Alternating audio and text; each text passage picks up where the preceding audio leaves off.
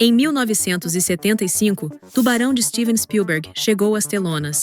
O sucesso foi tão imenso que até os gigantes de bilheteria de hoje, como Velozes e Furiosos ou Vingadores, ficariam verdes de inveja. Corrigido pela inflação, Tubarão seria hoje um filme com um orçamento de 30 milhões de dólares e uma arrecadação que ultrapassaria a marca dos 2 bilhões. Esse sucesso transformou instantaneamente a distribuição de filmes nos Estados Unidos e todo o sistema de Hollywood. Todo mundo queria fazer o seu próprio Tubarão. Várias vezes por ano, os cinemas passaram a exibir filmes sobre piranhas, barracudas, orcas e até ursos assassinos.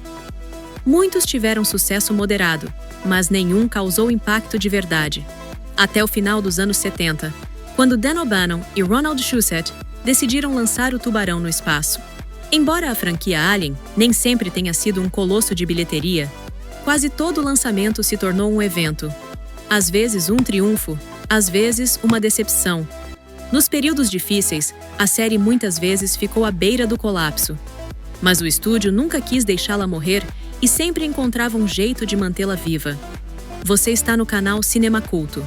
Vamos falar sobre todas as aparições de Alien nas telas, desde o original de Ridley Scott, em 1979, até a nova era dos xenomorfos sob o comando da Disney. E mesmo que no espaço ninguém possa ouvir seu grito, eu com certeza vou ver o seu like. Vamos lá!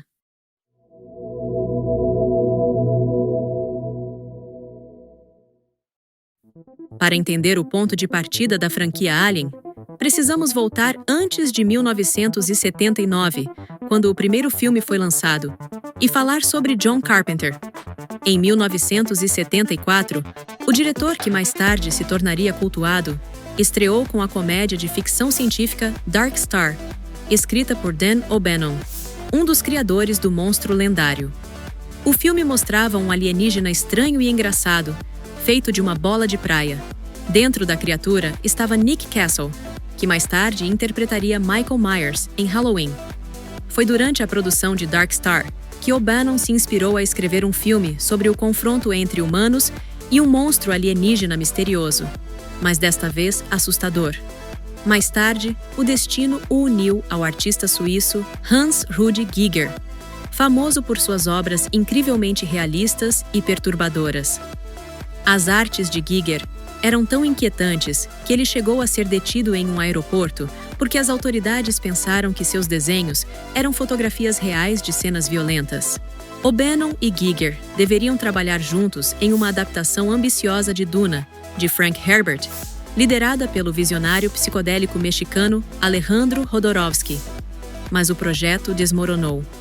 Armado com um novo parceiro criativo promissor, O'Bannon começou a escrever um roteiro intitulado Star Beast. Logo se juntou a ele o coautor Ronald Shusett, e juntos moldaram o núcleo do que se tornaria uma obra-prima. Caminhoneiros espaciais respondendo a um sinal de socorro, os restos de uma raça alienígena misteriosa em um planetóide distante e uma criatura aterrorizante que começa a caçá-los um por um. Hoje, você pode ler essa versão original do roteiro, em forma de quadrinhos. Comparado ao filme final, ele difere em mortes de personagens, no design da criatura, e não tinha um androide a bordo. Nos anos seguintes, os roteiristas seriam frequentemente acusados de plágio, com alegações de que roubaram a ideia de algum filme obscuro. A isso, O'Bannon respondia que não roubou Alien de ninguém, mas sim de todo mundo. A ideia do sinal de socorro veio de Planeta Proibido, com um jovem Leslie Nielsen. O computador da nave, Mother, faz referência ao HAL 9000 de 2001, Uma Odisseia no Espaço. Trabalhadores comuns sendo caçados por uma entidade misteriosa vieram diretamente de O Monstro do Ártico, mais tarde refeito por John Carpenter e Kurt Russell em um cultuado clássico. Podemos debater sem fim por que o primeiro Alien funcionou tão bem, apesar de parecer pouco original. A resposta está em vários elementos: um roteiro excelente, direção primorosa, atuações convincentes e um design de produção de alta qualidade. Mas a razão mais importante para o sucesso do filme, na minha opinião, foi o design de Giger para o Alien. A aparência única e memorável do monstro central é a maior razão do reconhecimento mundial do filme. Basta olhar para outros monstros dos anos 70. Você não encontrará nada remotamente tão impressionante quanto o Alien. A primeira versão do roteiro foi concluída em meados dos anos 70, mas a 20th Century Fox, que havia demonstrado algum interesse no projeto, não estava disposta a dar luz verde. Tecnicamente, o projeto acabou com a Brandywine Productions, uma empresa ligada de perto à Fox. Mas os estúdios na época não queriam gastar milhões em ficção científica, um gênero visto como um entretenimento bobo de monstros de borracha e pistolas de raios. Então, Star Wars explodiu nas bilheterias mundiais, arrecadando centenas de milhões do público em todo o planeta. De repente, todos os estúdios queriam um pedaço dessa torta espacial. Até o James Bond foi enviado para o espaço. Foi aí que a 20th Century Fox finalmente aprovou o projeto e colocou o filme em produção. O título mudou de Star Beast para simplesmente Alien. A ideia surgiu quando os roteiristas perceberam quantas vezes a palavra aparecia no roteiro. Por que procurar outro título se o perfeito, simples, universal e, mais importante, ainda não utilizado, já estava bem na frente deles o tempo todo? Para dirigir o filme, o estúdio escolheu um jovem cineasta chamado Ridley Scott, que havia impressionado os críticos com sua estreia Os Duelistas, sobre uma rivalidade duradoura entre dois soldados franceses durante as guerras napoleônicas. Curiosamente, Os Duelistas mais tarde se tornaria uma inspiração fundamental para outra franquia cult de ficção científica, Highlander.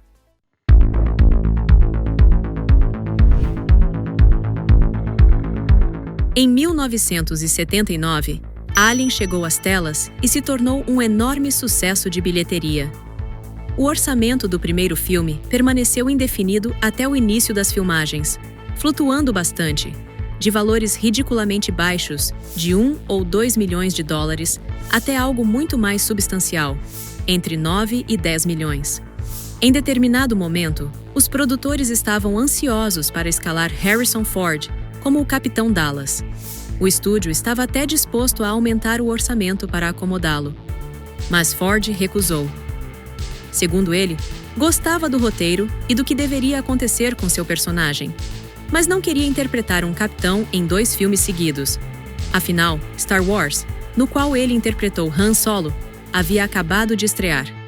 No fim, o orçamento foi fixado em 5 milhões de dólares. Mas quando Ridley Scott entrou no projeto, ele e Hans Rudy Giger inundaram o estúdio com artes conceituais e ideias visuais.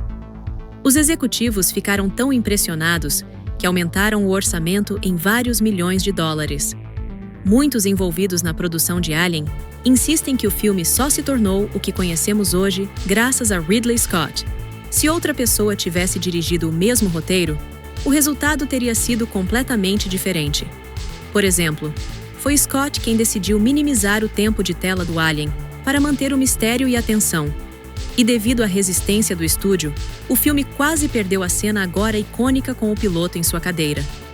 O cenário era extremamente caro, e como seria usado apenas uma vez, o estúdio queria cortá-lo. Mas o artista conceitual Ron Cobb e Scott lutaram muito para mantê-lo, argumentando que a sequência elevava o filme de um simples terror de categoria B para algo mais grandioso e ambicioso. A premissa do filme é maravilhosa em sua simplicidade. Um grupo de caminhoneiros espaciais a bordo do rebocador Nostromo está transportando uma refinaria de minério de volta à Terra. De repente, são despertados da hibernação quando a nave recebe um sinal de socorro vindo de um planetoide desabitado. O protocolo da companhia os obriga a investigar. É assim que um organismo alienígena acaba a bordo e começa o clássico jogo de esconde-esconde pelos corredores desertos da nave. Mas só a simplicidade não garante sucesso. Vamos analisar as escolhas narrativas e de direção que transformaram Alien em um filme definidor de gênero e inspiraram dezenas de imitadores. Comecemos com o slogan: "No espaço, ninguém pode ouvir você gritar." Sim, é uma ótima frase de marketing que define perfeitamente o tom. Mas também é um resumo em uma frase do conceito central do filme. A obra tem apenas 7 personagens, sem contar o xenomorfo. Ela se abre com uma longa introdução em ritmo lento, mostrando a imensidão do espaço, sobre o qual o título Alien aparece gradualmente. Exploramos a nave, caminhamos por seus corredores vazios e testemunhamos o despertar da tripulação do Nostromo, pequenos e insignificantes diante do infinito ao redor. Essa vulnerabilidade diante do desconhecido é crucial. O filme constantemente reforça essa impotência dos personagens. Eles estão completamente isolados. Nenhuma ajuda virá. Só podem contar uns com os outros, embora até dentro desse pequeno grupo possa existir uma ameaça oculta. O afastamento da civilização é muito mais aterrorizante do que o clichê clássico de adolescentes presos em um dormitório universitário. Outro detalhe: os personagens de Alien são adultos, o que é incomum em filmes de terror, e trabalhadores, o que é raro na ficção científica. Isso aproxima o público. Eles não são heróis nobres. São caminhoneiros que só querem voltar para casa e receber o pagamento. Por que a ficção científica não era considerada popular na época? Porque operava em regras muito distantes do espectador comum. Nem todos querem mergulhar em um mundo complicado cheio de termos estranhos. Mas um xerife caçando um tubarão? Isso é fácil de entender. A ameaça é clara e o papel dele é óbvio. Por isso, o Tubarão arrecadou quase 500 milhões, enquanto O Planeta dos Macacos, embora também icônico, arrecadou apenas 33 milhões. Star Wars e Alien abriram a ficção científica para o grande público, principalmente ao trazer personagens familiares, um fazendeiro em jornada de herói e uma tripulação de caminhoneiros espaciais. Eles até falam como se ainda fosse 1979, não 2122, e fumam dentro da nave. Ótimo protocolo de segurança. Brett e Parker, interpretados por Harry Dean Stanton e Yaphet Kotto, são exemplos perfeitos de trabalhadores braçais que você nunca esperaria ver a bordo de uma nave espacial. Assim, já temos 2 pontos-chave para o sucesso de Alien: a direção de Ridley Scott, que enfatiza a solidão dos personagens e sua proximidade com o público. Agora vamos ao próprio xenomorfo. Os roteiristas quebraram a cabeça para descobrir como o alienígena entraria na nave. Tinha que ser interessante e não clichê. Então Ronald Shusett teve a ideia. O alien não deveria simplesmente entrar na nave. Ele deveria estar dentro de um dos tripulantes. Esse foi um conceito intensamente perturbador. Um organismo extraterrestre vivendo em um humano. E para aumentar a tensão entre o público, o hospedeiro não foi uma mulher, como inicialmente planejado, mas Kane, interpretado por John Hurt.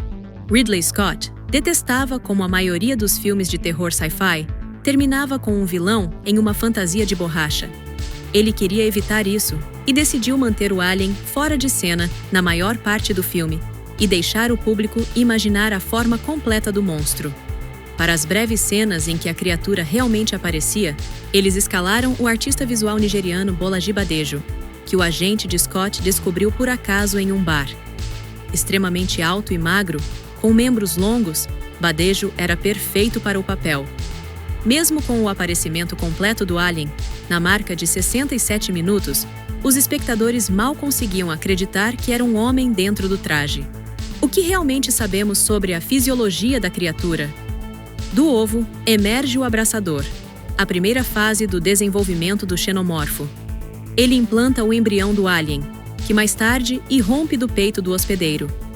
O período de gestação varia conforme as necessidades do enredo. A fase do pequeno alien é chamada de estoura-peito, e em poucas horas ele cresce até se tornar uma criatura completa, cujo objetivo é matar e continuar se reproduzindo. Como? Saberemos no futuro. Por enquanto, ele está focado em eliminar a tripulação da Nostromo. O alien não é apenas mais um monstro que mata suas vítimas uma a uma. É uma espécie biológica plenamente desenvolvida, com um ciclo de vida e um propósito. E voltando ao gênio de Giger, cada estágio da evolução da criatura é aterrorizante. Os longos dedos do abraçador, semelhantes aos humanos, e sua cauda que envolve o pescoço do hospedeiro, o estoura-peito rasgando o corpo por dentro e o adulto armado com uma cauda afiada e 2 mandíbulas. Tudo causa horror. O Último Jantar de Kane tornou-se uma das cenas mais memoráveis da história do cinema e surpreendeu até os próprios atores. Eles sabiam que algo sairia do peito do personagem de John Hurt, mas não foram avisados sobre a quantidade de sangue e vísceras falsas. Por isso, a reação de Veronica Cartwright, que interpretou a navegadora Lambert, saiu tão genuína. Mas além do design perfeito do alien, há outro elemento: o mistério do planetóide ainda sem nome. Lá, a tripulação da Nostromo descobre uma nave alienígena e os restos de um esqueleto gigante. A princípio, essa raça foi apelidada de Space Jockeys, ou pilotos, e só depois passou a ser chamada de engenheiros. Mas quem eram eles? Por que estavam transportando ovos de alien? Pretendiam libertá-los contra um inimigo ou escondê-los em um local seguro? O filme sugere que seu universo é muito maior do que parece, com uma mitologia própria que permanece oculta tanto para o público quanto para os personagens, reforçando mais uma vez o quão pequenos eles são diante do cosmos infinito. Então, a bordo da Nostromo, o xenomorfo inicia seu massacre sangrento. Um a um, os personagens morrem, e o filme continua a surpreender. No topo da lista de elenco está Tom Skerritt, que interpreta o Capitão Dallas, um ator bastante conhecido na época. Mas seu personagem é o terceiro a morrer. O alien brinca com as expectativas do público. Pareceria lógico torcer pelo capitão, mas não. A verdadeira protagonista é Ripley, ainda sem nome completo, interpretada por Sigourney Weaver, em seu primeiro grande papel no cinema. O filme transforma seu arquétipo de donzela em perigo em uma heroína central, que destrói o alien e salva o gato Jonesy, o que é importante. Sempre me preocupo com animais em filmes assim. Quando eles sobrevivem no final, o filme automaticamente ganha mais pontos no meu ranking pessoal. Antes de enfrentar o alien sozinha, Ripley descobre outra ameaça. Ash, o oficial de ciências, interpretado por Ian Holm, revela-se um androide secretamente programado para garantir que a companhia obtenha um espécime de xenomorfo, a qualquer custo. As vidas da tripulação eram descartáveis. O que tornou essa reviravolta tão memorável foi o fato de que o público ainda não conhecia as regras desse universo. A revelação de que havia androides entre os humanos foi uma surpresa total. Por isso, quando Ash começou a jorrar fluido branco em vez de sangue, o choque foi enorme. Curiosamente, Ash nem estava no roteiro original.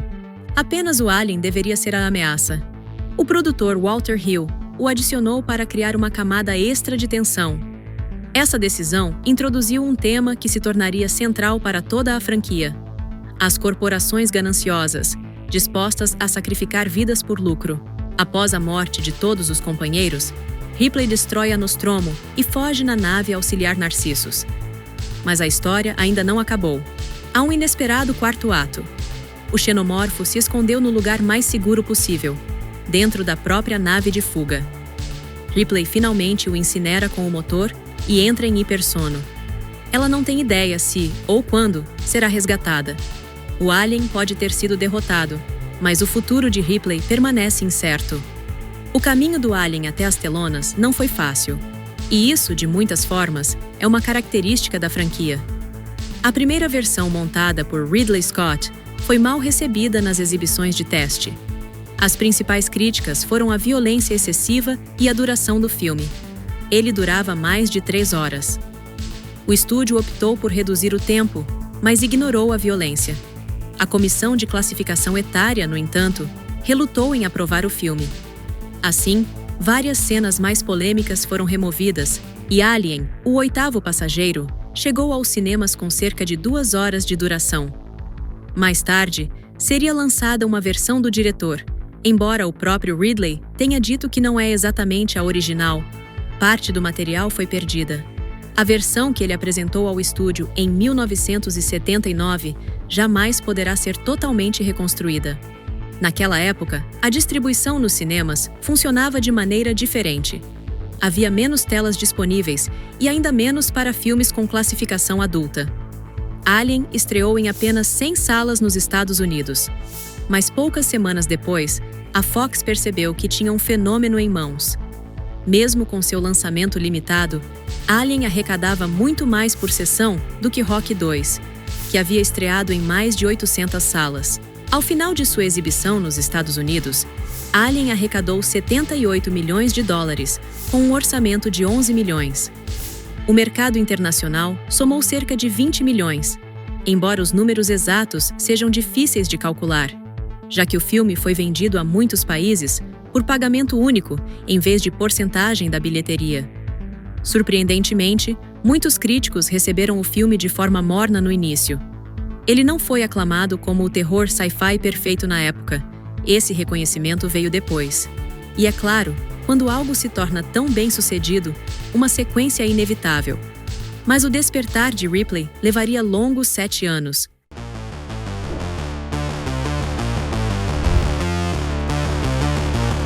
A 20th Century Fox não acreditava no sucesso de uma continuação.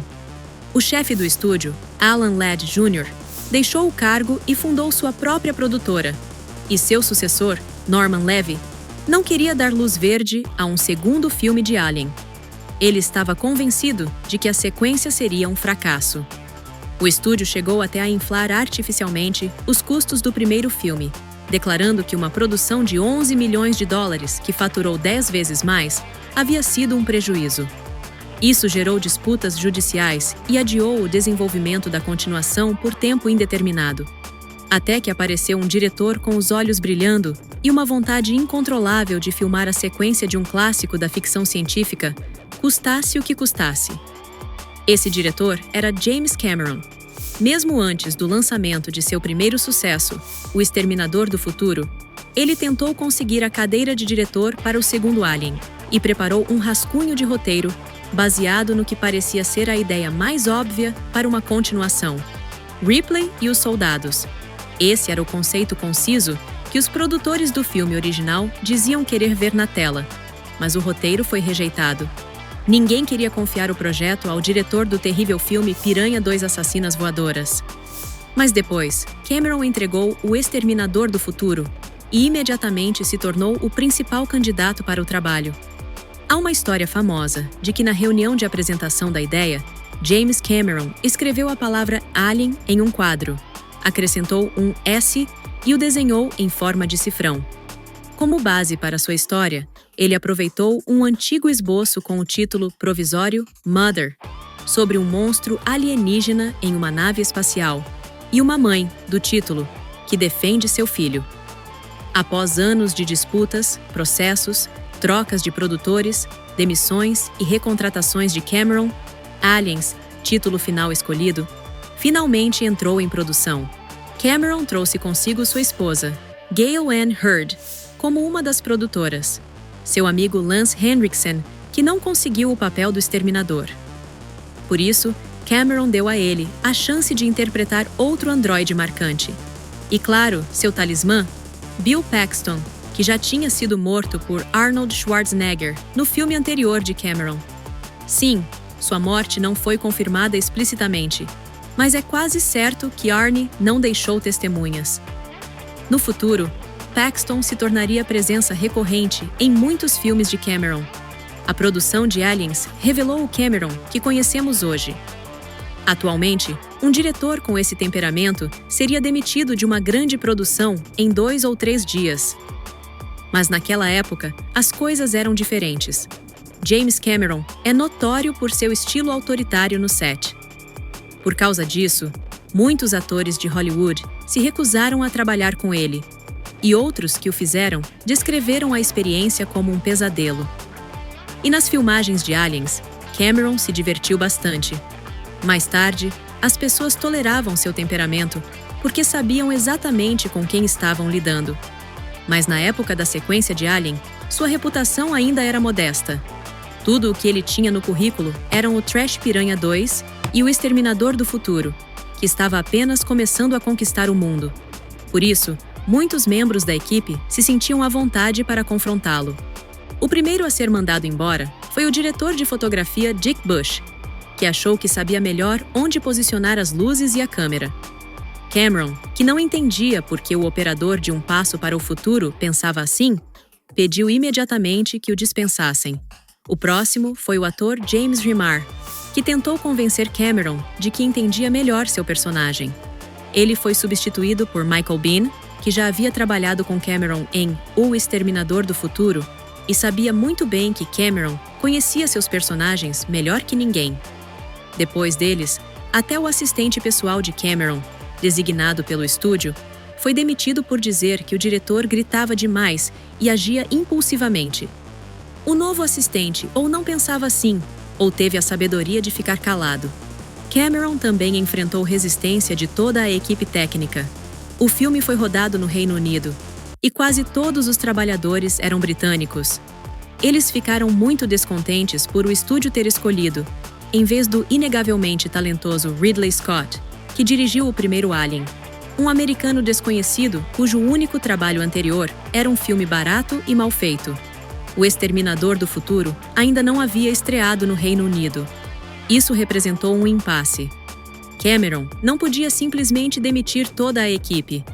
Reza a lenda que o problema foi resolvido com uma sessão especial de O Exterminador do Futuro, seguida da explicação de que o filme já era um grande sucesso nos Estados Unidos e, portanto, Cameron deveria ser considerado um diretor muito talentoso também. Depois disso, as coisas aparentemente se acalmaram. Houve, no entanto, um momento que quase custou o cargo de Cameron: Sigourney Weaver. Inicialmente, a atriz se recusou a participar da sequência. O que a convenceu foi o roteiro de Cameron, que ela adorou. Mas Weaver fez várias sugestões e exigiu que fossem incluídas no filme. Cameron prometeu incorporá-las. Felizmente para ele, a maioria das alterações de Weaver concernia as cenas que estavam agendadas para mais tarde nas filmagens. Quando chegou o momento de filmar essas partes, ficou claro que nenhuma das alterações havia sido implementada. A atriz ficou irritada, mas Cameron insistia que sabia o que era melhor. Mais tarde, Weaver confessou que só não criou um escândalo e não abandonou o projeto, porque admirava como o diretor trabalhava. Provavelmente por isso, ele a trouxe de volta anos depois em Avatar. As únicas pessoas que Cameron realmente ouvia, ainda que um pouco, eram Bill Paxton e Lance Henriksen. A Paxton, Cameron deu total liberdade para improvisar, e Henriksen conseguiu inserir várias de suas próprias ideias, incluindo a famosa cena do jogo com a faca e a mão de Bill Paxton. Então, em 1986, foi lançado Aliens: O Resgate. O filme começa com a nave de Ellen Ripley. Sim, esse é o nome dela, finalmente sendo encontrada por equipe de resgate. Cameron decidiu prestar homenagem ao original e, na cena de abertura, adotou o mesmo estilo de filmagem de Ridley Scott, com uma exploração lenta e contemplativa do interior da nave de Ripley, antes de passar para sua própria narrativa, mais dinâmica e cheia de ação. Descobrimos que a personagem de Sigourney Weaver ficou em hibernação por 57 anos. Entretanto, sua filha de 11 anos, Amanda, viveu toda uma vida, envelheceu e morreu. Aliás, a foto de Amanda é, na verdade, da mãe da própria atriz. A empresa para a qual Ripley trabalhava fica insatisfeita com suas ações e revoga sua licença de piloto. Enquanto isso, no planetoide LV-426, o mesmo lugar onde Kane encontrou o primeiro abraçador, colonos humanos vivem há décadas. Os próprios habitantes chamam o lugar de Acheron. A empresa também ganha finalmente seu nome completo: Weyland-Yutani. Houve alusões a ela no primeiro filme, mas todos os personagens se referiam simplesmente como a Companhia, com letra maiúscula, o que dava um caráter impessoal e universal ao mal corporativo. Agora, a corporação tem nome, revelando mais sobre o mundo da franquia. Weyland-Yutani une sobrenomes ocidentais e orientais. Vale lembrar que, no auge do cyberpunk nos anos 80, os Estados Unidos olhavam com apreensão para o rápido desenvolvimento tecnológico do Oriente, projetando esse medo em futuros distópicos, dominados por megacorporações asiáticas. Aliens é mais uma história pós-cyberpunk, ambientada num futuro mais distante. A propósito, o ano agora é 2179.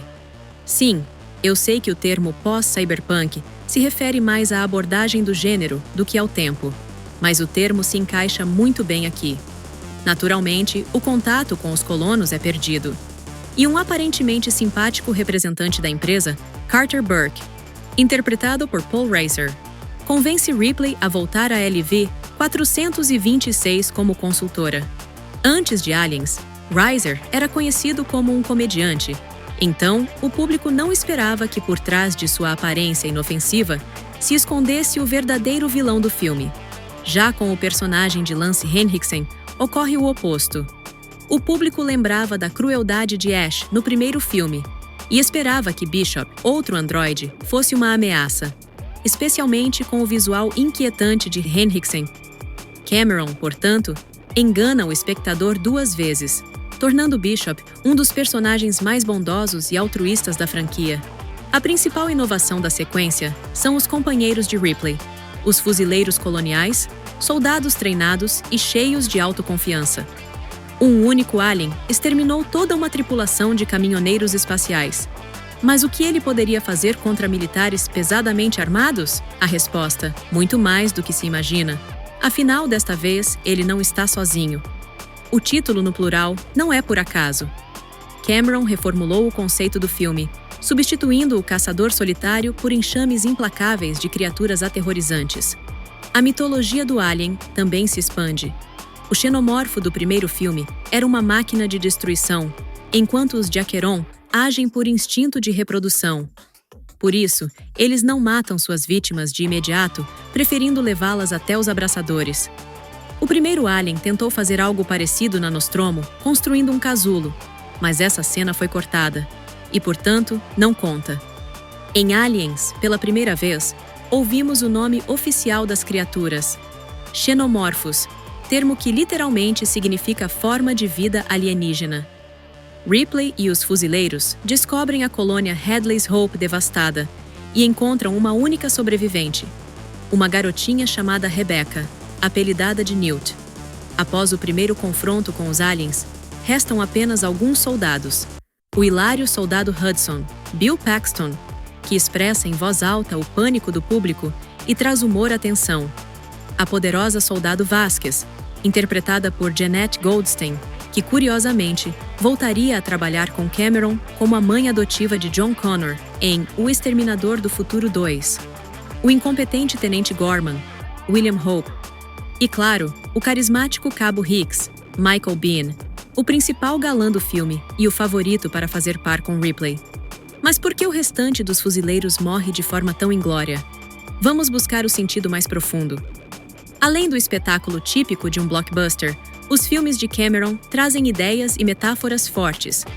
Os fuzileiros de Aliens foram intencionalmente inspirados nos soldados americanos da Guerra do Vietnã.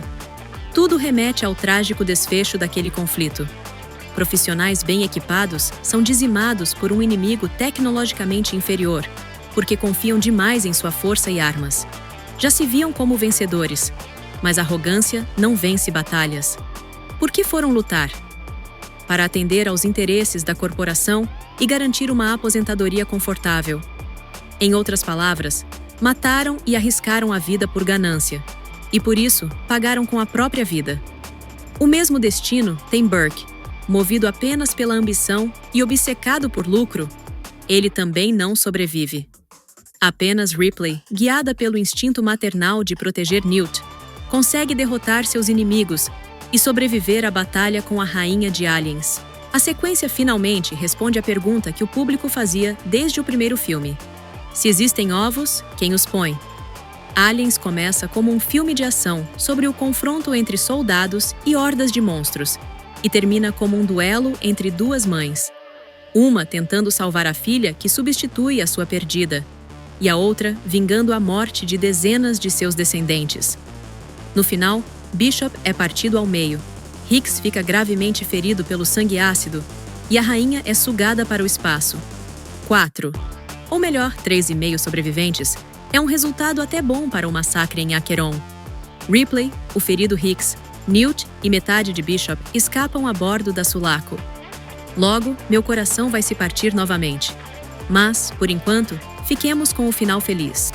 James Cameron decidiu fazer o filme de ação mais épico possível, cheio de suspense e cenas espetaculares, mas enfrentou o desafio de um orçamento não tão grande. 18 milhões de dólares era um valor razoável, claro, mas sem computação gráfica convincente e com a necessidade de depender de efeitos práticos, não era muito. Por isso, os cineastas recorreram a várias soluções criativas. Usaram espelhos para multiplicar os poucos cenários, como as cápsulas de hipersono, ou mostraram o massacre de dezenas de aliens apenas através do contador de munição. Números em uma tela nunca pareceram tão empolgantes. Ou enfiaram fisiculturistas de 2 metros dentro dos exoesqueletos de carga, colocaram Ripley sobre os pés deles e criaram uma das imagens mais memoráveis do cinema. O filme praticamente não tem pausas. É um espetáculo longo e tenso. Mesmo quando os personagens querem cochilar, Burke lhes joga um par de abraçadores. Cada personagem principal tem seu próprio arco. Vasquez lamentando a morte do parceiro Drake, Gorman se transformando de um covarde atrapalhado em herói, a verdadeira natureza de Burke vindo à tona, e Bishop conquistando lentamente a confiança de todos. Uma pequena desvio. Eu adoro o momento em que Vasquez oferece uma arma ao androide. Ele é tão racional que vê isso como inútil. Afinal, uma pistola não vai parar um xenomorfo. O filme está cheio desses pequenos detalhes, nuances que aprofundam os personagens e revelam novas camadas a cada revisão. Aliens é o padrão ouro de ficção científica e ação, e a melhor continuação já feita. Sim, eu sei que a maioria das pessoas escolheria O Exterminador do Futuro 2: O Julgamento Final. Mas como segunda parte, ele difere demais do original. Um slasher cyberpunk se transforma em um blockbuster familiar, onde um ciborgue assassino aprende a sorrir. É um filme excelente, mas não uma continuação no sentido usual, mais uma reformulação do tom e da atmosfera estabelecidos pelo O Exterminador do Futuro, de 1984. Aliens troca o esconde-esconde claustrofóbico com um xenomorfo por ação militar, mas ainda parece uma continuação direta da história original, não uma reinterpretação. Fico curioso para saber suas opiniões nos comentários. Talvez haja um terceiro candidato ao título de melhor sequência. Mad Max 2: A Caçada Continua? É uma escolha difícil, mas meu voto vai para Aliens. Aliens: O Resgate foi um dos raros filmes não exibidos para o público de teste. Uma versão inacabada foi mostrada apenas aos executivos do estúdio. Eles gostaram tanto que decidiram pular completamente as sessões de teste para versões preliminares. Quando o corte final ficou pronto, já era tarde demais. O filme estrearia nos cinemas apenas uma semana após os últimos ajustes. Nessa vez, Aliens já era um dos filmes mais aguardados do ano. Foi lançado em 1.500 salas e imediatamente esmagou a concorrência. Até Jack Nicholson acabou sendo atingido pelo impacto. Muitos também atribuem a Aliens o fracasso de Os Aventureiros do Bairro Proibido, que teve a infelicidade de estrear pouco antes. Nos Estados Unidos, Aliens arrecadou 85 milhões de dólares. Os números globais variam. Geralmente se fala em 45 a 50 milhões, mas há estimativas de até 90 ou 95 milhões. De qualquer forma, para um filme com orçamento de 18 milhões e classificação adulta, o sucesso foi gigantesco. O filme de Cameron ganhou 2 Oscars, por efeitos visuais e edição de som, o dobro do primeiro, que levou apenas o prêmio de efeitos visuais. O que mais me impressiona é que Sigourney Weaver recebeu uma indicação ao Oscar de melhor atriz, algo raríssimo para um papel em um filme de ação, porque a academia quase nunca reconhece atuações em filmes assim.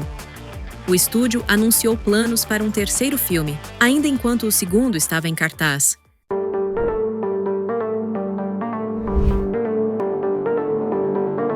Mas o terceiro filme só chegou às telas 6 anos depois.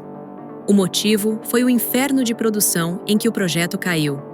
Em vários momentos, dezenas de diretores foram considerados, de David Cronenberg a Renny Harlin.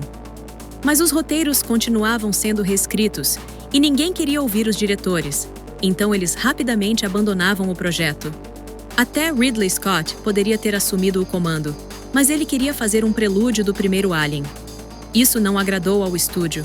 Scott acreditava que seria muito mais interessante explorar as origens dos aliens, mas o estúdio descartou a ideia como cara demais. Nesse ponto, a 20th Century Fox finalmente percebeu o potencial de bilheteria da franquia e decidiu avançar com os preparativos para o terceiro retorno dos Xenomorfos.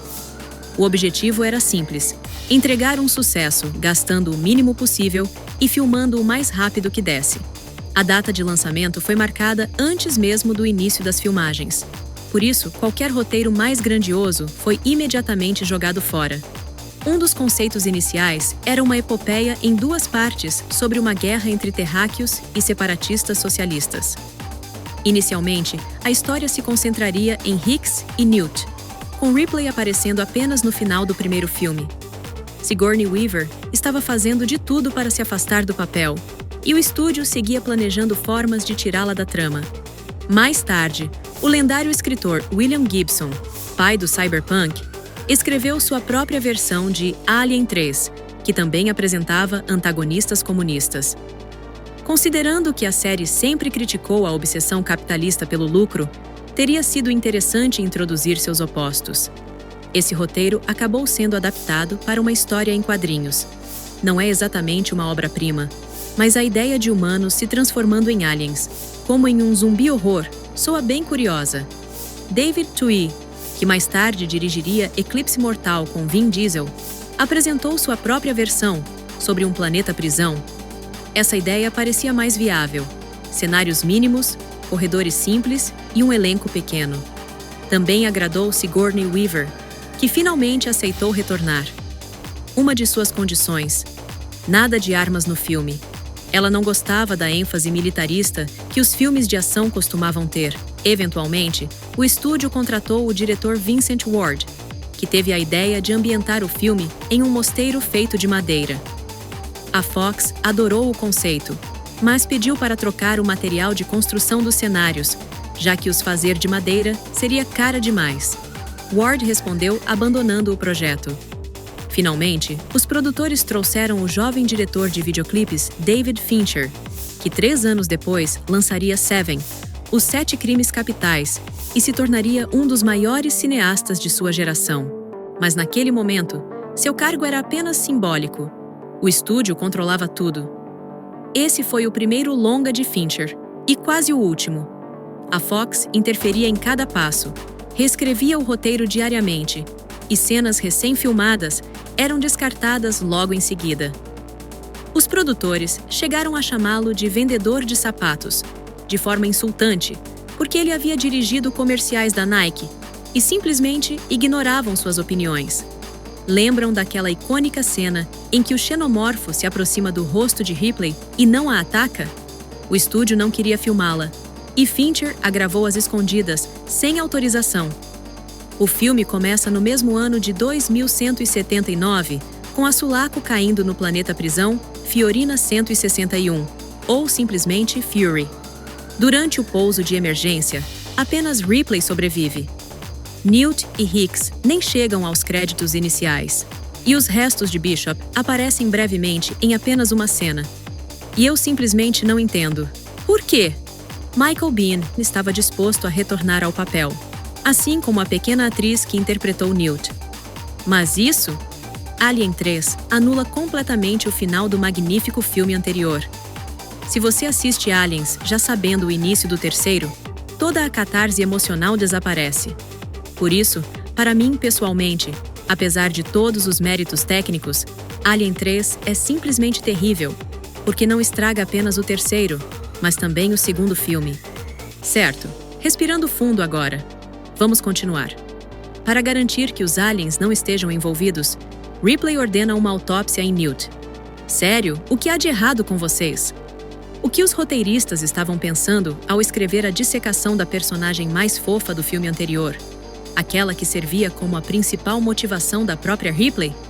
Acharam que o público diria: "Uau, que reviravolta!" Continuem assim. Tive exatamente a reação oposta. Na verdade, a queda da Sulaco foi causada por um abraçador, que conseguiu implantar um embrião em Ripley durante o hipersono. Mas como os ovos de Alien chegaram a Sulaco? Devemos acreditar que a rainha, que se agarrou à nave em Aliens, colocou ovos durante o voo? A ideia de fazer de Ripley uma hospedeira é, na verdade, muito interessante. Adiciona uma carga dramática imensa à personagem. Mas ainda assim, como exatamente o abraçador chegou lá? Claro, a ameaça não virá apenas da nova rainha crescendo dentro de Ripley. Alguns abraçadores podem implantar embriões especiais. Outro alien nasce de um touro, ou de um cachorro, dependendo da versão. A verdade é que Alien 3, como o monstro de Frankenstein, é costurado a partir de cenas de diferentes roteiros. Havia múltiplas versões alternativas reservadas. Por isso, se você assistir à versão estendida, Assembly Cut, muitas partes são alteradas e o filme parece bem mais coerente. Na versão de cinema, o xenomorfo sai de um Rottweiler. Na Assembly Cut, ele nasce de um boi criado pelos prisioneiros. Ripley se encontra em um planeta-prisão habitado por detentos devotos, todos com cromossomo Y duplo. Existe uma teoria de que essa composição genética estimula a agressividade e a tendência ao comportamento criminoso. Os produtores gostaram tanto do conceito do mosteiro quanto da prisão e decidiram não escolher entre eles e os fundiram. Em Fury, vivem 25 prisioneiros, 2 carcereiros e um médico, interpretado por Charles Dance. Na verdade, há o outro doutor, o prisioneiro insano Golic, vivido por Paul McGann, que também interpretou o 8º Doutor em Doctor Who. Ele é um dos personagens mais memoráveis do filme, pelo menos na Assembly Cut, onde vê o xenomorfo como um messias e o liberta. Na versão de cinema, ele simplesmente desaparece da história sem explicação. Aliás, esse alien também é invulgar. Como nasceu de um animal, ele corre de 4 patas e é frequentemente mostrado com efeitos de computação gráfica, nem sempre convincentes. Seu design inicial foi novamente criado por Hans Rudi Giger, o gênio por trás do Alien original, que não havia sido convidado de volta desde o primeiro filme. Em Fury não há armas, então os personagens precisam encontrar outra maneira de derrotar o Alien. Eles o cobrem com chumbo derretido e depois o resfriam rapidamente, fazendo-o explodir. E em seguida chega o grande momento. Bishop aparece. Ou melhor, seu criador, idêntico a ele. A Weyland-Yutani ainda quer desesperadamente capturar um espécime.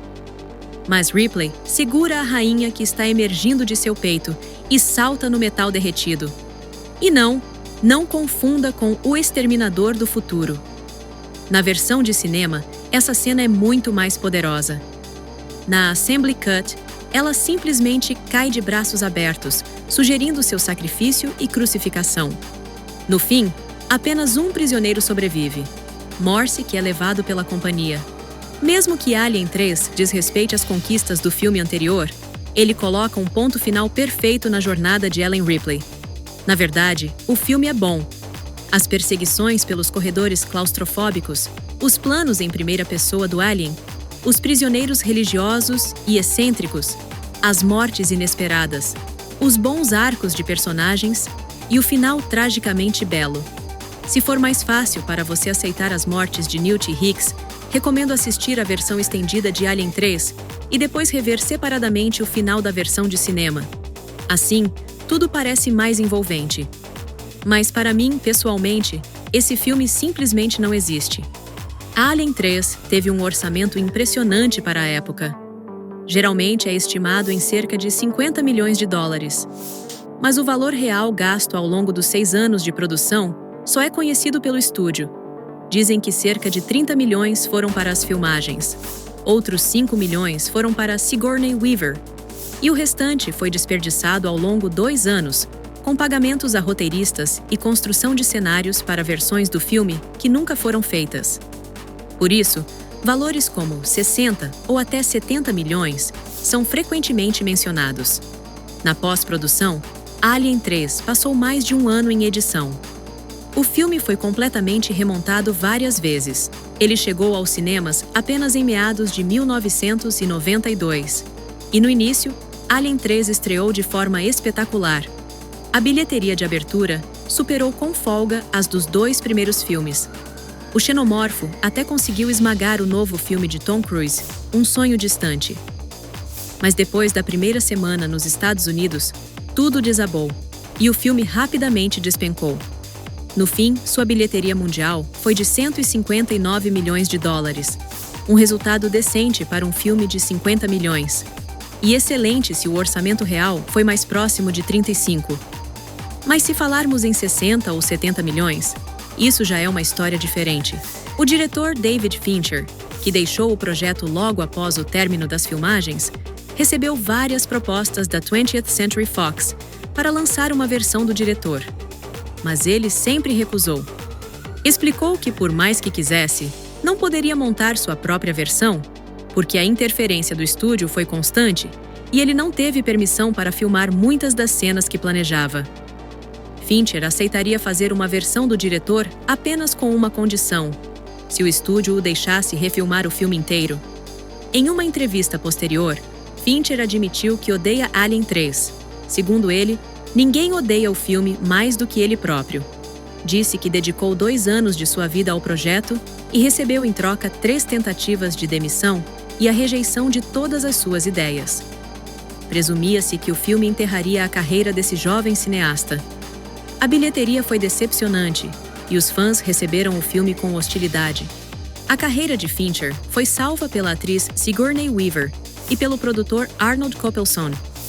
Weaver, frustrada com a constante interferência do estúdio, defendeu o diretor em todas as entrevistas após o lançamento, afirmando que o estúdio destruiu o filme e nunca deu a Fincher espaço para trabalhar. O produtor Arnold Kopelson, que frequentemente entrava em conflito com os executivos da Fox em outras produções, também ficou do lado de Fincher e, depois de Alien 3, ofereceu-lhe a direção de Seven, que acabou se tornando um grande sucesso de bilheteria e salvou a carreira de David Fincher. Depois de um filme como esse, que também foi massacrado por críticos e pelo público, parecia ilógico fazer um 4º capítulo. Mas acontece que a franquia Alien sempre prosperou no mercado de vídeo doméstico. A enorme quantidade de diferentes versões de cada filme prova isso. A cada poucos anos, a Fox lançava novas fitas VHS e, mais tarde, DVDs com cortes do diretor, cortes do estúdio e edições definitivas. Além disso, é possível que Alien 3 realmente tenha custado apenas 30 milhões. Ele não parece ter o orçamento de Jurassic Park. E se realmente foi feito por 30 ou 35 milhões, o sucesso foi significativo. E o estúdio certamente sabia disso melhor do que ninguém.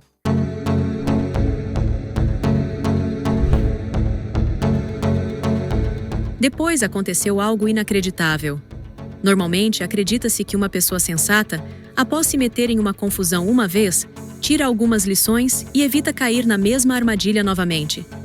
Dizem que aprendemos com os erros, mas todos sabemos que isso é uma grande raridade, porque desta vez será diferente. O raio não cai 2 vezes no mesmo lugar, ou pelo menos é o que dizem. E foi exatamente isso que o estúdio 20th Century Fox fez. Escolheu o caminho dos verdadeiros comunistas, daqueles que primeiro criam problemas para si mesmos e depois os resolvem heroicamente. Com o 4º Alien, ocorreu uma situação parecida com a do 3º, só que em menor escala. Mais uma vez, foram escritos 10 roteiros e convidados 10 diretores. David Cronenberg até apareceu novamente. Trabalhou um pouco no roteiro, mas logo desistiu ao sentir o cheiro de encrenca.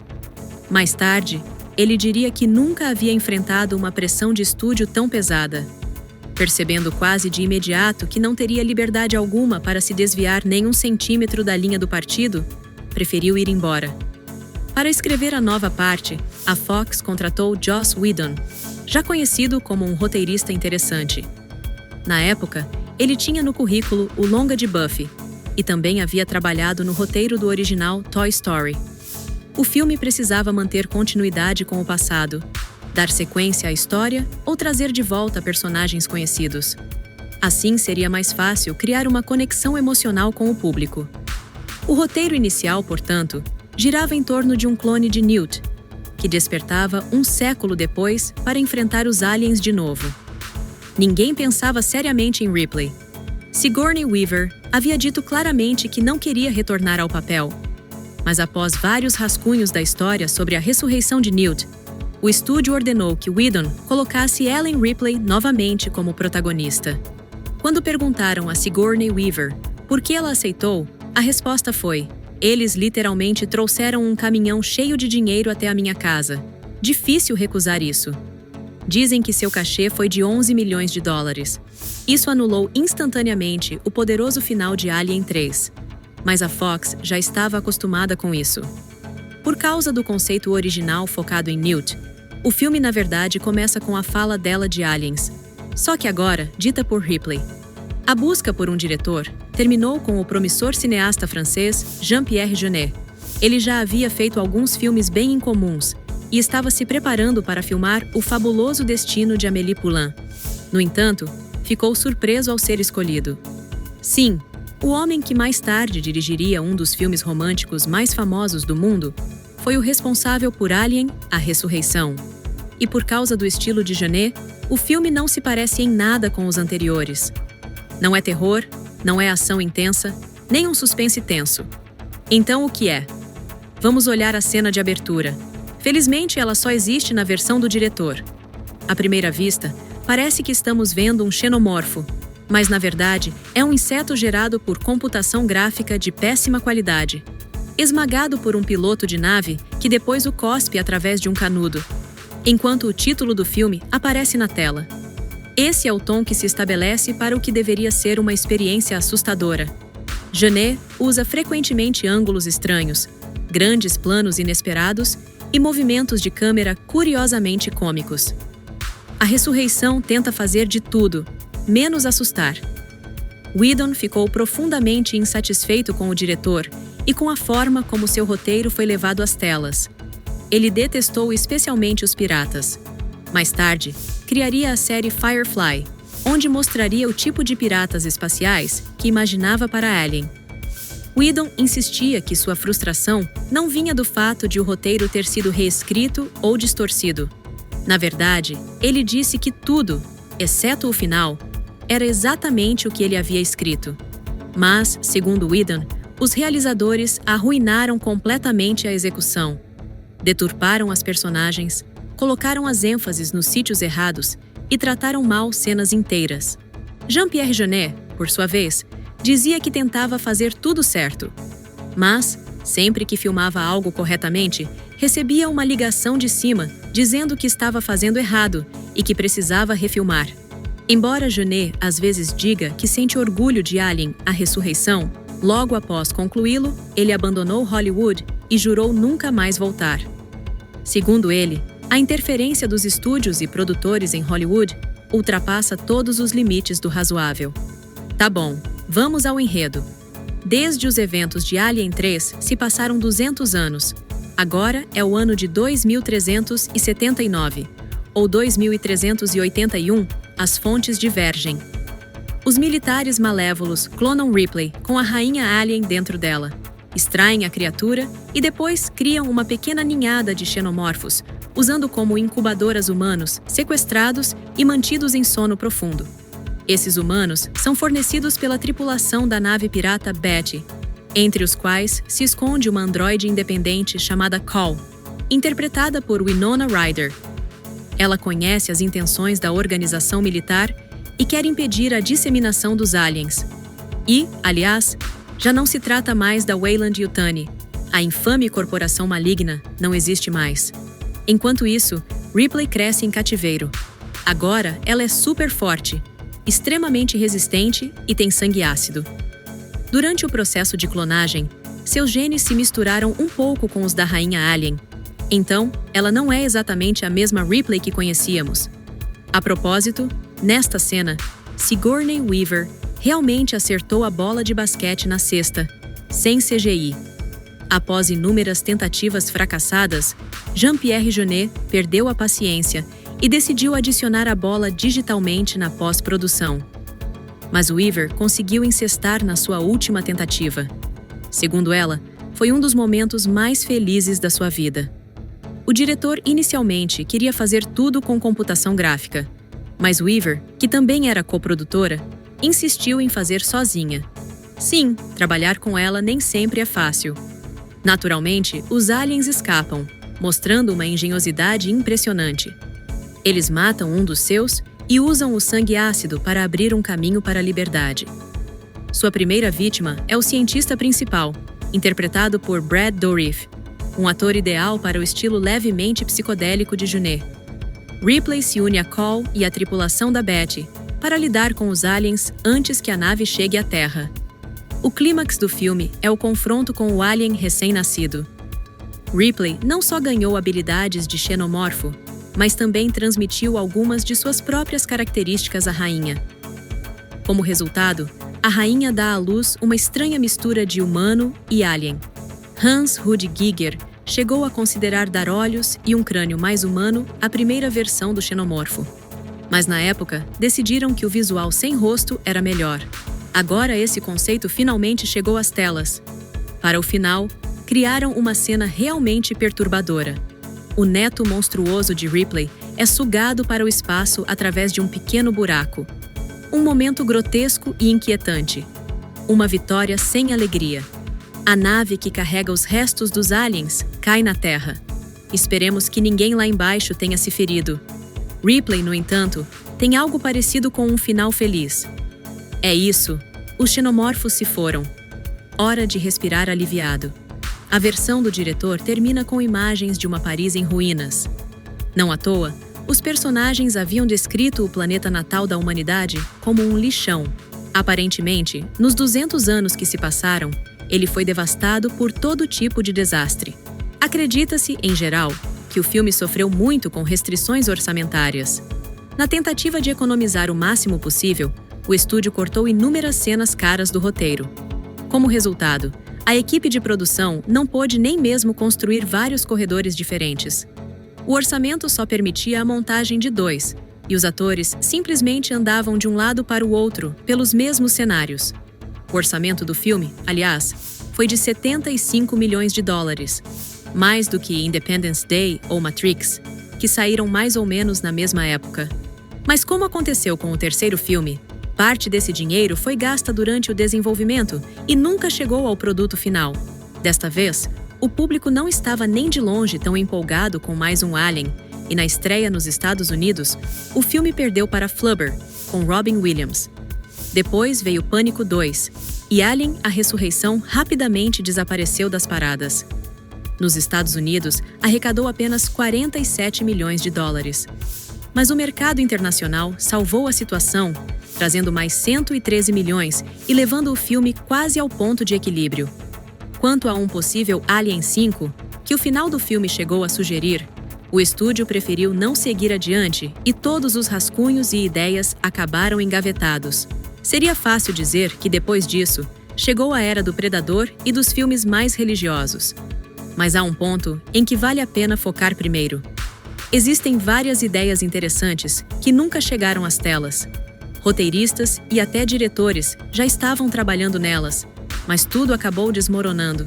Estou falando de projetos como A Cruzada, de Paul Verhoeven, com Arnold Schwarzenegger, e Alien teve uma história semelhante. Na virada do milênio, James Cameron voltou a se interessar pela franquia. Entre o público mais pretensioso da época, Cameron era considerado não mais o mesmo depois de fazer aquele melodrama açucarado com um garoto de rosto bonito.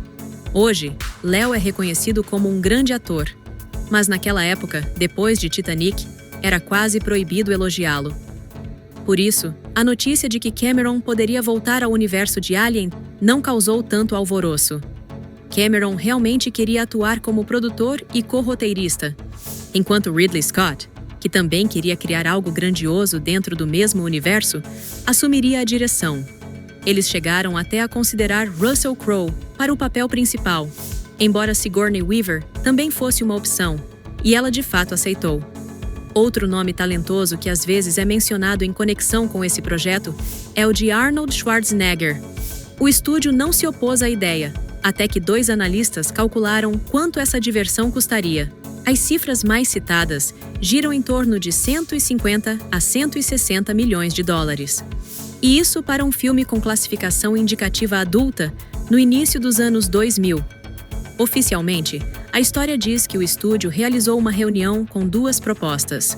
Uma de Cameron e Scott, de 150 milhões de dólares e classificação R, e outra de Paul Anderson, para um crossover de 50 a 60 milhões, com classificação para adolescentes. A ideia do crossover já circulava há tempos, e o videogame lançado em 1999 tinha vendido muito bem. Assim, o risco com a proposta de Anderson era bem menor. E foi exatamente essa que o estúdio aprovou. Foi assim que acabamos com os 2 filmes de Alien vs Predador.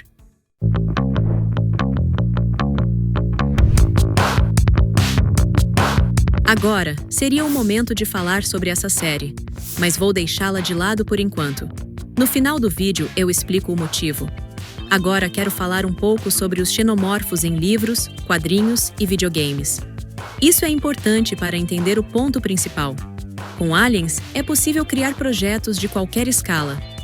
No futuro, Sir Ridley Scott, o diretor do filme original, diria que os xenomorfos não interessam mais a ninguém e que não se pode contar boas histórias com eles, que o mais interessante seria explorar suas origens. Eu discordo fortemente disso, porque nas páginas dos quadrinhos e romances, os xenomorfos provam exatamente o contrário. Em 1988, começou a ser publicada uma série em quadrinhos, que servia como sequência do filme de James Cameron. Ela contava uma nova história sobre Newt e Hicks. Nesta versão do universo, eles sobreviveram. A coitada Newt cresceu em uma instituição psiquiátrica, para onde foi enviada pela corporação maligna que queria silenciá-la sobre um projeto potencialmente lucrativo.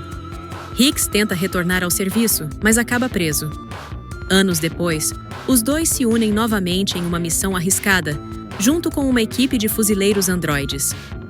Newt se apaixona por um deles, sem saber sua verdadeira natureza. No final, eles encontram os pilotos e descobrem uma conspiração corporativa, enquanto uma seita que venera os xenomorfos destrói a Terra. O quadrinho aprofunda-se ainda mais na fisiologia das criaturas. Nessa versão, um xenomorfo isolado pode se transformar em uma rainha para se reproduzir, ou seja, eles são hermafroditas. É uma excelente história que inspirou vários romances. Curiosamente, um livro baseado na primeira parte do quadrinho foi lançado como material promocional de Alien 3. Ou seja, a história das novas aventuras de Newt e Hicks foi usada como produto complementar de um filme em que ambos morrem. Para resolver a contradição, o livro mudou os nomes deles. Os personagens passaram a se chamar Billy e Wilkes, e a relação entre eles lembrava muito a 2 falecidos protagonistas de Aliens. Mais tarde, seus nomes foram alterados novamente em novas edições dos quadrinhos. Considerou-se inapropriado sugerir ao público que uma história interessante poderia existir sem matar os protagonistas logo no início de Alien 3. Os quadrinhos de Alien, no geral, são uma competição de criatividade entre roteiristas. Cada um tenta extrair algo novo da imagem do monstro espacial. O número de variantes de xenomorfos só cresce. Há o Rei Alien, xenomorfos vermelhos que lutam contra os pretos comuns, alfas com chifres e muitos outros. As criaturas aparecem na nossa época e enfrentam o ancestral de Ellen Ripley. Um cientista até cria um androide com aparência de xenomorfo, perigoso por fora, mas bondoso por dentro. E houve até uma tentativa de exterminar os xenomorfos com um porco equipado com uma carga nuclear. Sim, isso também aconteceu. Escritores contaram inúmeras histórias fascinantes sobre os xenomorfos em livros e quadrinhos, e não têm intenção de parar. Nos videogames, o quadro é um pouco mais modesto, mas ainda há verdadeiras joias. Por exemplo, Alien Isolation, que se passa entre os 2 primeiros filmes. A protagonista é Amanda Ripley, a filha de Ellen Ripley. Já adulta, ela se torna mecânica e enfrenta um xenomorfo na estação espacial Sevastopol. O jogo é repleto de momentos tensos de esconde-esconde com o xenomorfo, batalhas contra androides enlouquecidos e reviravoltas interessantes. Todo fã da série deve jogá-lo. É especialmente encantador o fato de que todos os computadores do jogo foram projetados no estilo retrô marcante do primeiro Alien. Simplesmente delicioso. E não podemos deixar de mencionar Alien Colonial Marines, ainda que brevemente. O jogo prometia uma experiência de ação cinematográfica excelente, mas acabou se tornando um desastre cheio de bugs, lembrado como um dos piores jogos de todos os tempos. Hoje em dia, surgem títulos mais variados e interessantes, desde shooters online a simuladores táticos. O ponto principal é este: os xenomorfos têm histórias para contar. Os designers lhes dão visuais brilhantes e os criadores têm permissão para brincar com eles como quiserem, uma situação vencedora. Mas Ridley Scott foi categórico. Os xenomorfos eram apenas uma história paralela. O foco principal deveria estar em seus progenitores, os misteriosos pilotos. E se ele algum dia voltasse à franquia, seria apenas para contar a história deles. Crossovers com o Predador não o interessavam. Scott acreditava que isso barateava a grandiosidade da série e da criatura, reduzindo tudo a um filme de ação de baixo nível. No fim dos anos 2000, Ridley Scott finalmente amadureceu em seu pensamento. Vale notar que ele nunca havia retornado às suas obras anteriores. Em 2012, foi lançado Prometheus, o primeiro prelúdio de sua carreira.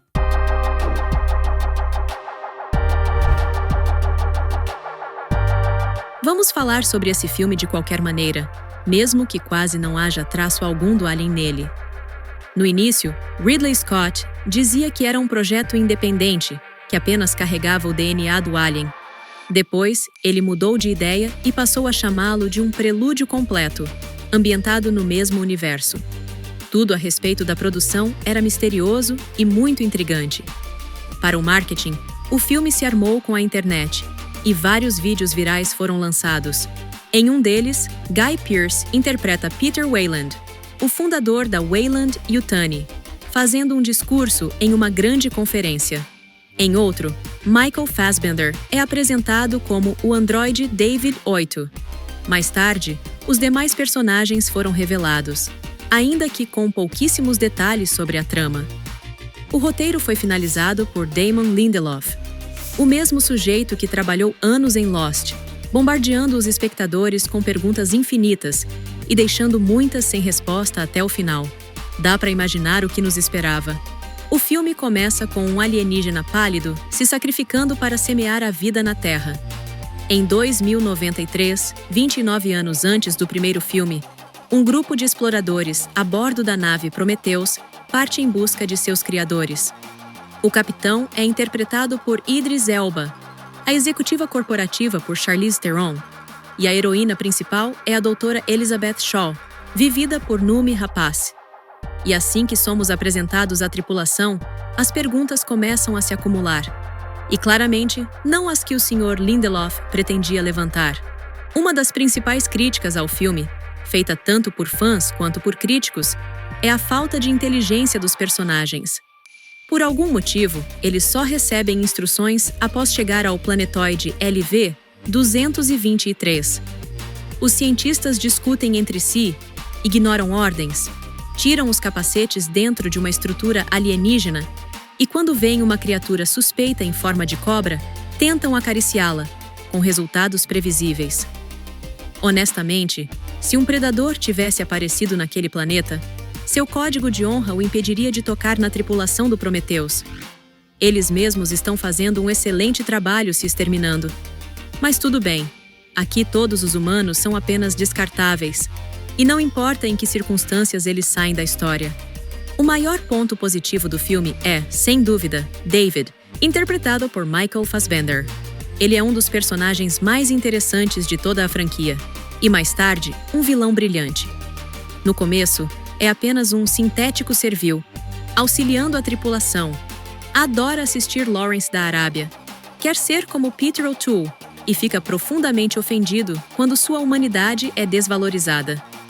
Mas, de repente, ele envenena um membro da equipe, interpretado por Logan Marshall Green, com um patógeno alienígena. Antes de morrer, o homem consegue engravidar a doutora Shaw, e após uma tensa cesariana de emergência, nasce a primeira versão do abraçador. É aqui que começamos a ver as conexões com os outros filmes. Não planetoide, a tripulação da Prometheus descobre estruturas e naves pertencentes àquela mesma raça misteriosa, uma das quais os caminhoneiros da Nostromo encontrarão no futuro. Os engenheiros, como os pilotos agora são chamados, estavam desenvolvendo armas de destruição em massa, com o objetivo de exterminar a Terra e aniquilar aquilo que eles próprios haviam criado. Sua aparência foi redesenhada para se parecer muito mais com a dos humanos. Nos quadrinhos, eram desenhados com apêndices semelhantes a trombas, em referência ao esqueleto de Acheron, mas acabou se revelando que aquilo era apenas um capacete. Durante todo o filme, os personagens buscam respostas às perguntas que Guy Pearce, sob uma pesada maquiagem de idoso, levanta em seu discurso introdutório. Mas eles nunca as obtêm.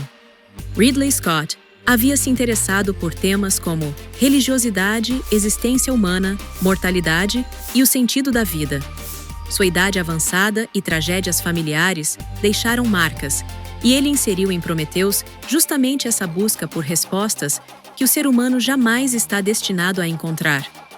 Por isso, o filme não responde a nenhuma das perguntas que levanta. Lindelof, em seu auge. Por que os engenheiros criaram a Terra? Por que quiseram destruí-la? Por que deixaram coordenadas para o planetoide em desenhos antigos apenas para atacar os descendentes que lá chegassem? Nada disso importa. Scott enfatiza que essa busca jamais trará respostas. A fé em Deus nada tem a ver com tentar justificar cientificamente a criação da vida.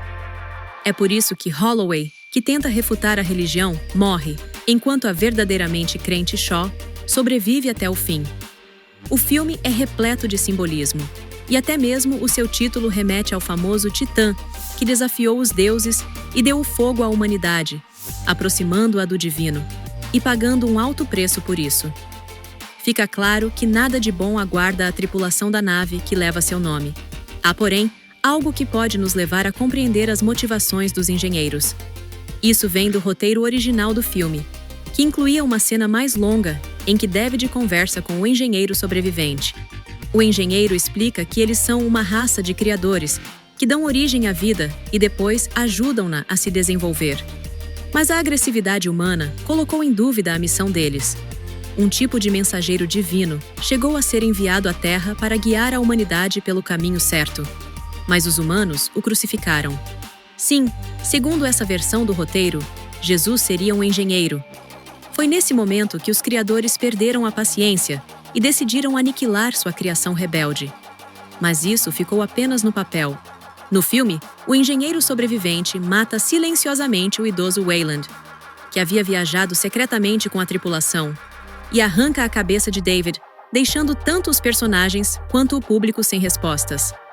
A base do filme é justamente o desejo de atormentar o espectador no cinema, levantar perguntas e depois se recusar a respondê-las. Eu realmente gosto do que Prometheus tenta fazer, mas não gosto de como ele faz isso. A atmosfera de exploração de um planeta desconhecido é fantástica. Os visuais são deslumbrantes, a tensão e o espetáculo estão todos lá. Mas os personagens se comportam como se estivessem em um filme slasher genérico, o que entra em conflito tanto com o subtexto da obra quanto com sua suposta qualificação científica. Aliás, a estrutura com o crânio no topo foi desenhada por Hans Rudi Giger para o Duna de Alejandro Jodorowsky e deveria ser o Palácio dos Harkonnen. Finalmente, ela chegou às telas, embora em outro papel. E há outro detalhe curioso. Décadas antes do primeiro Alien, a tecnologia parece mais avançada. Nada de computadores retrô ou letras verdes em telas pretas. A nave é mais limpa e segue o padrão estético da ficção científica moderna.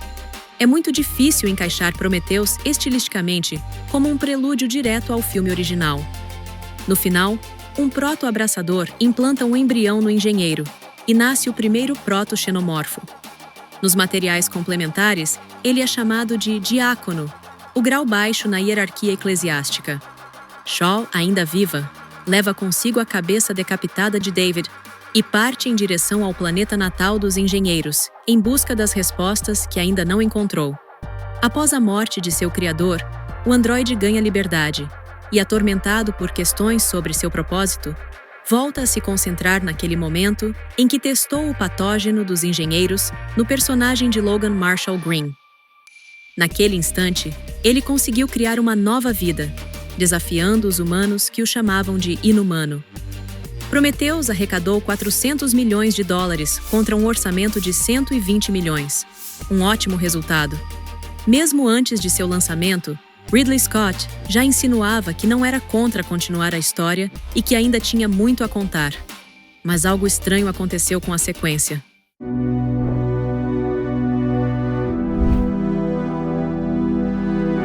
Originalmente, o roteiro de Alien Covenant tinha o título Alien Paraíso Perdido, e era muito diferente do que vimos no resultado final. Ridley Scott contou que a história de Paraíso Perdido se afastava ainda mais do conceito de Alien, focando principalmente no mundo dos engenheiros. No entanto, após a reação ambígua a Prometheus, Scott percebeu que sua convicção de que o público estava cansado dos xenomorfos não correspondia à realidade. Depois disso, o roteiro foi profundamente alterado e o filme passou a se chamar Alien Covenant. E aqui vem a parte engraçada. Todos nós conhecemos as críticas a Prometheus sobre personagens tolas e a estupidez do roteiro. Ainda assim, por algum motivo, a avaliação média do filme, tanto entre o público quanto entre os críticos, é boa. Sim, não é tão boa quanto a de Blade Runner, mas no geral ainda é respeitável. E seja isso o que Scott tenha levado em conta ou não, ele decidiu mudar de rumo e encher o novo filme com ainda mais idiotas e só um pouco mais de Alien. 11 anos depois, a nave colonial Covenant, com 2.000 colonos a bordo, viaja para colonizar um novo planeta. Um acidente inesperado mata o capitão, e a tripulação recebe uma transmissão misteriosa na forma de uma música de John Denver. O primeiro a morrer é o personagem interpretado por James Franco. No filme, ele aparece apenas em fotos, alguns vídeos e enquanto sua cápsula de hibernação queima. Ele também aparece brevemente no curta Última Ceia, lançado como parte da campanha de marketing. Muito provavelmente, ele entrou no projeto por influência de seu amigo Danny McBride, que interpreta o piloto da nave. O sinal vem de um planeta desconhecido, e nossos valentes colonos, responsáveis por 2.000 vidas e centenas de embriões, decidem não ir para o planeta que estudaram por tanto tempo e que sabiam ser seguro, e pousar logo aqui. Se você se irritou com o comportamento da tripulação de Prometheus, a equipe de Covenant vai deixar você ainda mais perplexo. Eles descem do nave sem trajes espaciais, saem para fumar escondido, não olham por onde andam e enfiam a cabeça em plantas alienígenas. Provavelmente foram despachados da Terra por serem perigosos na sua negligência. Sério, até a natureza terrestre já seria arriscada o suficiente. Aqui, eles não sabem nada sobre o planeta. Mais uma vez, o comportamento dos personagens é o principal ponto fraco do filme.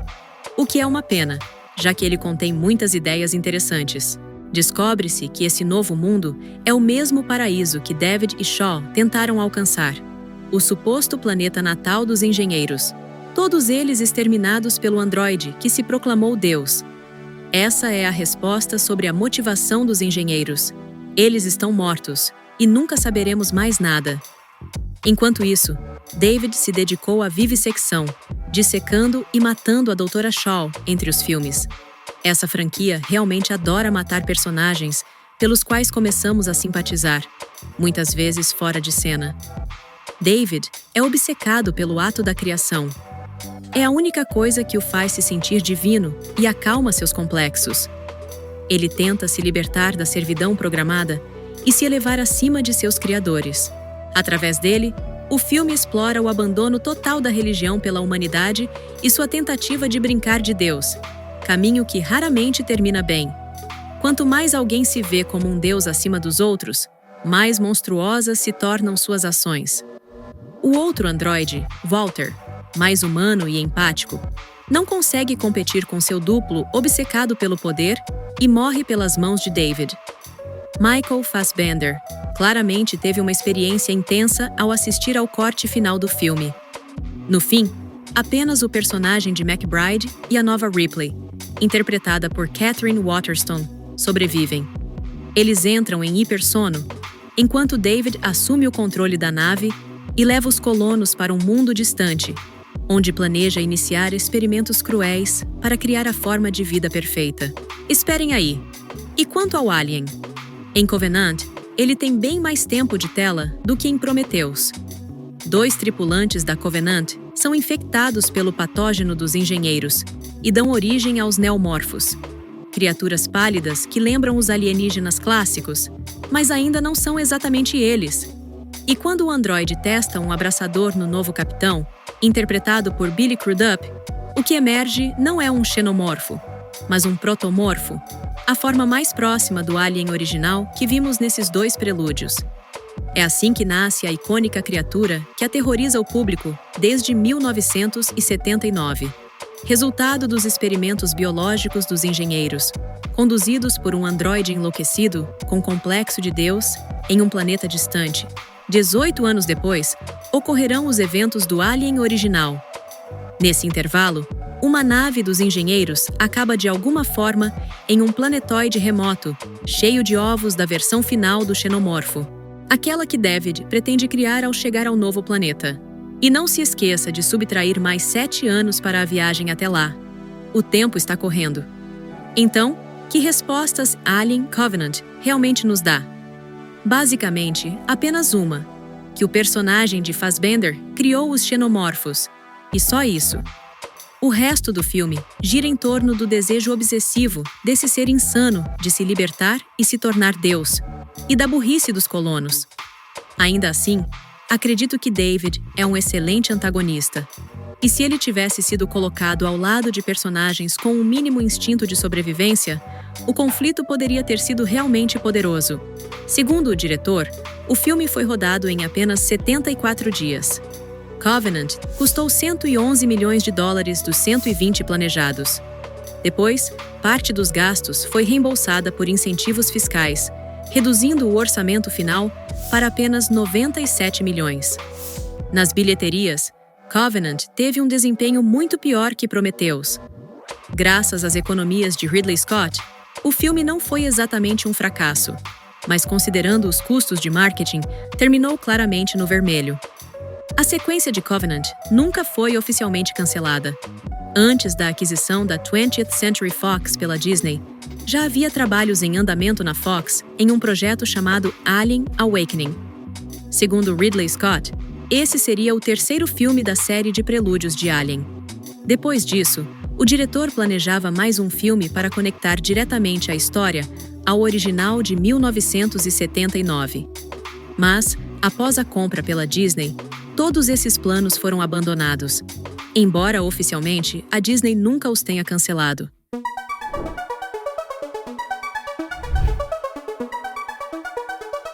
A Disney decidiu dar um passo muito importante para a franquia, e acredite se quiser, focar os futuros filmes nos xenomorfos. O principal atrativo de toda a série, e ouso dizer, uma criação verdadeiramente genial. Alien Romulus se tornou a 7ª entrada na franquia Alien. O filme se passa entre o primeiro e o segundo longas. A história se desenrola em 2142, 20 anos após os eventos do filme original. No planeta colônia de mineração Jackson Star, o Sol nunca brilha. Os habitantes têm vidas curtas, frequentemente morrendo cedo em trabalhos perigosos, enquanto os mais jovens sonham em fugir para mundos melhores. Entre eles estão a jovem órfã Rain Carradine, interpretada por Cailee Spaeny, e seu melhor amigo, um sintético defeituoso chamado Andy, vivido por David Johnson Fry. Um dia, Rain e Andy descobrem que uma nave abandonada está à deriva próxima ao planeta. Aparentemente, a oportunidade perfeita para colocar em prática seu plano de fuga. Quando embarcam, percebem que não é apenas uma nave, mas uma estação orbital inteira chamada Renaissance, composta por 2 módulos, Romulus e Remus. A má notícia é que Renaissance estava transportando um xenomorfo, lançado ao espaço no final do primeiro Alien. O resultado dessa ideia duvidosa é previsível. A criatura resistente já exterminou a tripulação, se multiplicou e, junto com sua prole, agora ameaça nossos heróis. E isso é basicamente tudo o que você precisa saber sobre o enredo do filme. Este Alien, dirigido por Fede Álvares, o mesmo que reinventou brilhantemente a morte do demônio, entrega aos fãs um coquetel complicado de emoções, coroado acima de tudo pela inconfundível alegria do reconhecimento. Romulus é o filme perfeito para ser analisado quadro a quadro, com referências a todas as produções anteriores. A única questão é se isso deve ser visto como uma homenagem respeitosa ao cânone ou como simples parasitismo sobre o corpo da franquia. O filme repete detalhes, como a marca da cerveja ou os tênis da protagonista. Há acenos ao videogame, como os telefones de emergência usados para salvar o progresso. Naturalmente, os criadores não pararam por aí. Copiaram os créditos de abertura, algumas falas e até certas cenas. O design da nave também foi replicado. Toda a tecnologia parece suspeitosamente idêntica à do filme de 1979. Por si só, esse uso da nostalgia não seria um problema, exceto por um detalhe gritante. O design não combina em nada com os eventos de Prometheus e Covenant, que na cronologia da série acontecem muito antes. Claro, apenas copiar cenas e diálogos não foi suficiente. Então decidiram copiar um personagem. A aparência do falecido Ian Holm foi recriada digitalmente via deepfake. O resultado recebeu tantas críticas que Álvares precisou se defender e melhorar a qualidade da computação gráfica para o lançamento digital. Mesmo assim, não ajudou muito. A estrutura central da trama foi retirada diretamente de O Homem nas Trevas, também dirigido por Álvares.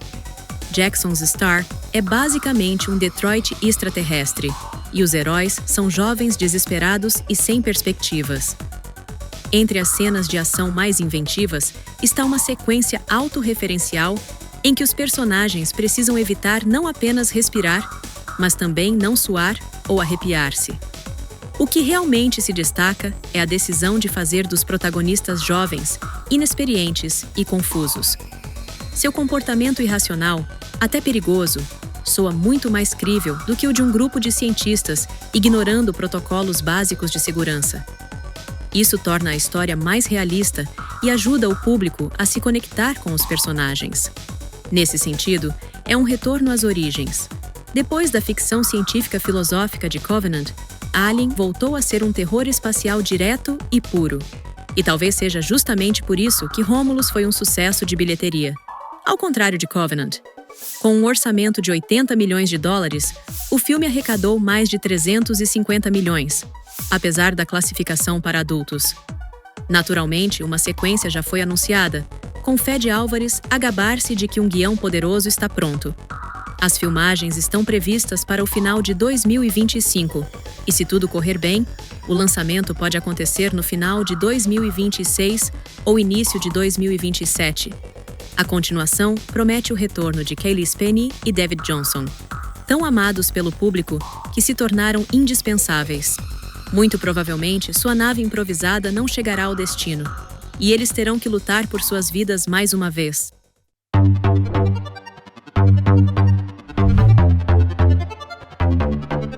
Em 2025, foi lançada a série Alien Earth, criada sob a direção de Noah Hawley, o mesmo responsável por Fargo e Legion.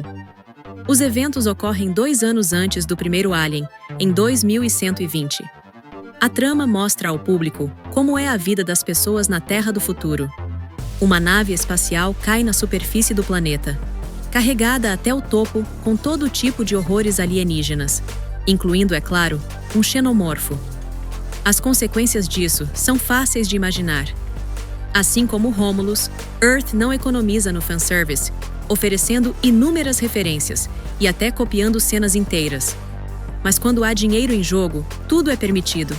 Afinal, o sucesso de bilheteria de Romulus abriu essencialmente essa caixa de Pandora. A sequência de Romulus ainda precisa ser filmada, mas a base de fãs, em constante crescimento, precisa ser alimentada agora. E claro, o público deve ser preparado para o fluxo interminável de novos filmes e séries que o estúdio continuará produzindo enquanto forem lucrativos. Acho que os espectadores mais atentos perceberam que este vídeo não abordou os 2 filmes Alien vs Predador. Como eles contradizem em grande parte a série principal, e especialmente os prelúdios de Ridley Scott, decidi abordá-los em um vídeo separado. Afinal, não podemos falar de um crossover tão importante sem mostrar o outro lado do conflito. Até breve no vídeo que cobre todas as aparições do Predador nas telas. Obrigada pela sua atenção. Inscreva-se e fique conectado.